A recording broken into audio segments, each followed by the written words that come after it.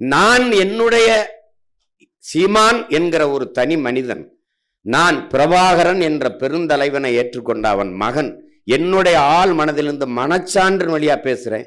நான் இந்த நிலத்தில் நடந்து கொண்டிருக்கிற நிலவி கொண்டிருக்கிற அரசியலை அறவே வெறுக்கிறேன், அருவருக்கிறேன்.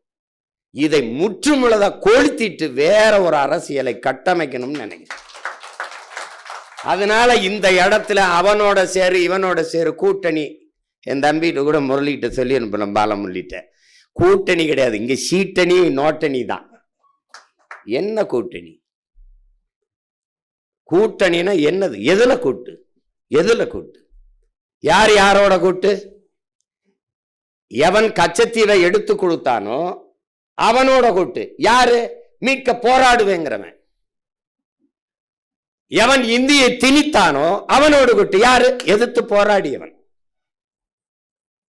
மாநில சுயாட்சி பேசியவன், மாநில சுயாட்சியை மறுப்பவன், மாநில உரிமையை பறிப்பவனோட கூட்டு. எப்படி கூட்டு? எப்படி? கச்சத்தீவை திருப்பி எடு. இந்த கட்சி, திராவிட கட்சி, மாநில கட்சிகள் கொடுத்ததுதான், திருப்பி எடுக்க வேண்டும் என்ற பேச்சுக்கு இடமில்லை, அவனோடு கூட்டு. எப்படி?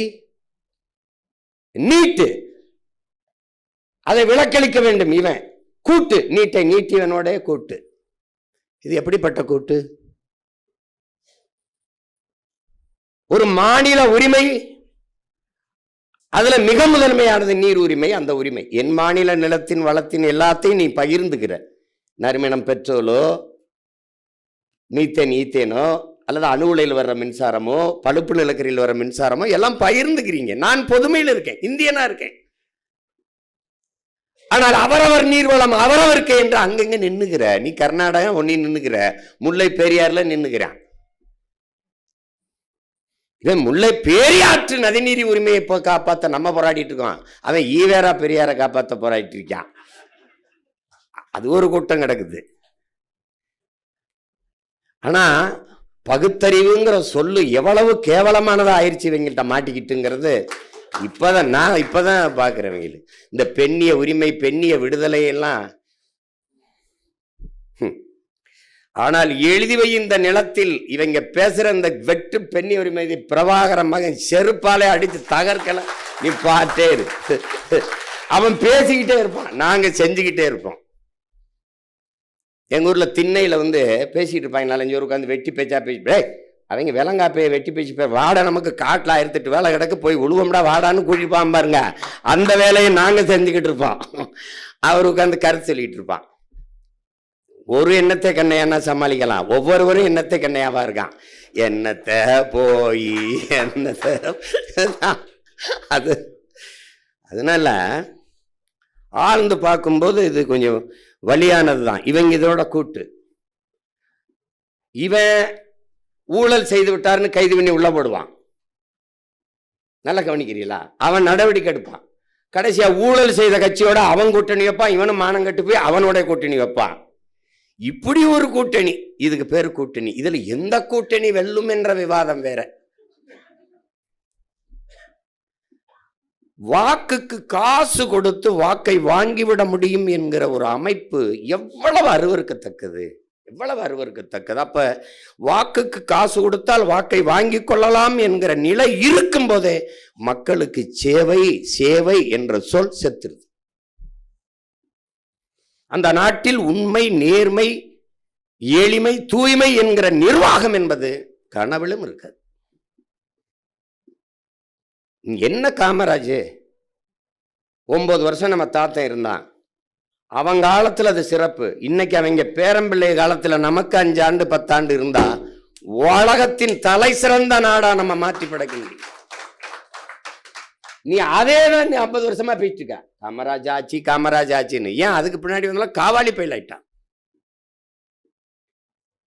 உங்களுக்கு புரியுதா? அவனுக்கு இங்க நல்ல நோக்கம் இருக்கணும், அறிவு, கல்வி, அதெல்லாம் அதுல அவ்வளவு படிச்சிருக்காரு இவ்வளவு, அதெல்லாம் இல்ல. நோக்கம் இருக்கா, உயர்ந்த எண்ணம் இருக்கா?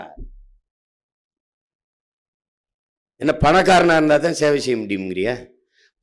பாஞ்சாலங்குறிச்சின்னு படம் எடுக்கும்போது நான் அப்ப ஒரு காளையார் கோபுரத்தை எடுத்து போடணும்னு அந்த சின்னவனே தென்னவனே அந்த பாட்டு ஒன்று இருக்கும். அதில் ஒரு பாட்டு இருக்கும். அதில் ஒரு பாட்டு எங்கள் பாட்டன் மருதுபாண்டி 2 பேரும் இது இப்போ ஒரு ஆழியார் அணைக்குள்ள வச்சு சிலையாக போட்டு எடுத்துட்டேன். கோபுரத்தை ஒரு காட்டிடணும்னு இருந்துச்சு. இங்கேருந்து போகிறேன் கோபுரத்துக்கு காட்சி எடுக்கிறது. அப்போ ஒரு சின்ன ஒரு வண்டி கொடுக்குறாங்க. அதில் ஒரு கருவி மட்டும் இருக்குது, ஒளிப்பதி கருவி. நானும் ஒளிப்பதிவாளர் ஒரு தம்பியை, ஒளிப்பதிவோட ஒரு உதவியாளர் போய் எடுக்க போகிறோம்.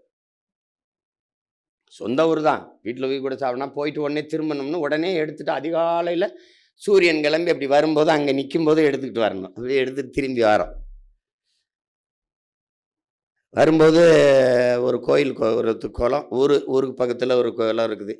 அதில் போய் அந்த மண் இப்படி எடுத்து வேப்பங்குச்சி இதெல்லாம் ஒடிச்சு பல் விளக்கிட்டு முகத்தை கழுவிட்டு அப்படியே போகிறோம். போயிட்டு இருக்கும்போது ஒரு அம்மா அப்படி இந்த கரையில் சாப்பாடை கொண்டுக்கிட்டு போகுது. ஒரு அம்மா, எனக்கு பாருங்கள் எவ்வளோ ஆளாகி இன்னும் அந்த தாய் கண்ணுக்குள்ளே இருக்கா. அப்படி போயிட்டு இருக்கும்போது, எந்த ஊருப்பா என்னப்பா அப்படின்னு, இந்த மாதிரி வந்தம்மா அப்படி போகிறோம். இப்போ பல்லு விளக்கிட்டு இப்படி போறிய வாய் குளிச்சுட்டு சாப்பிட்டீங்களாப்பா அப்படின்னு கேட்குது அந்த அம்மா. எங்கள் ஊர் பாருங்க. அப்போ இல்லை இவ்வளவுக்கு வறண்ட நிலம், நாங்கள் சிவகங்கைக்காரன், மண் வறண்டுருக்கு, மனசு எவ்வளோ ஈரமாக இருக்கு பாரு. ஏயா சாப்பிட்டீங்களா யாருன்னு. இல்லைம்மா நான் போகும்போது அங்கிட்டு இனிமே போய் எங்கேப்பா 9-10 மணி ஆகிப்போச்சா, பசிக்க கறக்கமாக இருக்குமே, வாங்க உட்காருங்க இப்படி உட்காருங்க ரொம்ப.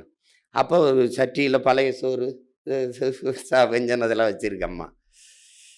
இது காட்டில் உழுதுகிட்டு இருக்காங்க உங்கள் அப்பா, அவருக்கு தான் எடுத்துக்கிட்டு போய்கிட்டு இருக்கேன். இப்போனா இப்போ நீங்கள் எங்களுக்கு கொடுத்துட்டு அப்பா பசி இருப்பா. அது ஒன்றும் இல்லை, அந்த ஆள் பசி பொறுக்கும். நான் வீட்டில் திருப்பி போய் ஒரு அட்டை எடுத்துக்கிட்டு போயிடுவேன். எப்படி இருக்கு பாருங்க.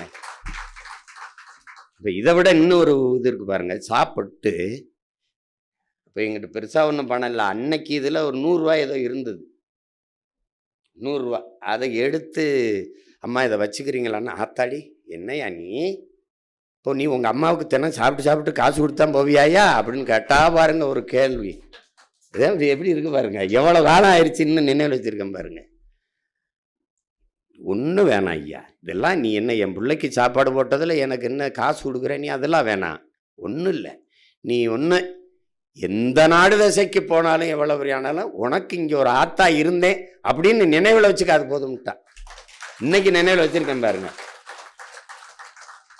இங்கே எங்கே கல்வி இருக்கு, இங்கே என்ன இருக்குது? அவள்கிட்ட ஒரு அறம் இருக்குது, இரக்கம் இருக்குது, கருணை இருக்குது, அன்பு இருக்குது, நல்லது செய்யணும்னு அந்த எண்ணம் இருக்கிறவன்ட்ட நாடு இருந்தா நாடு சரியாயிடும்.